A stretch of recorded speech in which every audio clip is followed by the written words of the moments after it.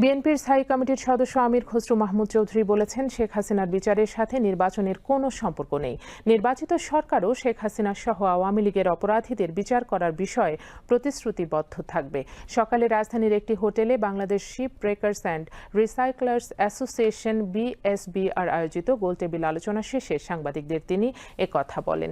আমির খসরু বলেন, শুধু শেখ হাসিনা নয়, আওয়ামী লীগের বাকি অপরাধীদেরও বিচারের আওতায় আনতে হবে। এর সাথে সরকার পরিবর্তনের কোনো সম্পর্ক নেই। অনুষ্ঠানে এবি পার্টির সাধারণ সম্পাদক আসাদুজ্জামান ফুয়াদ এবং নরওয়ে রাষ্ট্রদূত হ্যাকান আরাল্ড গুলব্রান্ড সেন সহ অন্যান্যরা বক্তৃতা করেন।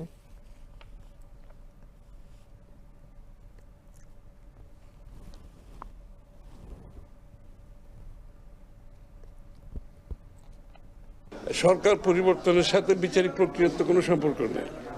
বিচারিক প্রক্রিয়া হচ্ছে, আমরা আইনের শাসনে যদি বিশ্বাস করি তো বিচারিক প্রক্রিয়া চলতেই আছে এবং চলবে। সেটা শেখ হাসিনার শাস্তি এখনো হবে, তখনও হবে, তারপরেও হবে। শেখ হাসিনার যতগুলো মামলা আছে, এগুলো তো অনেকগুলো মামলা আছে এবং এগুলো বিচারিক প্রক্রিয়ার মাধ্যমে একটার পর একটা সমাধান হতেই থাকবে। সুতরাং বিচারিক প্রক্রিয়ার সাথে নির্বাচনের কোনো সম্পর্ক নেই।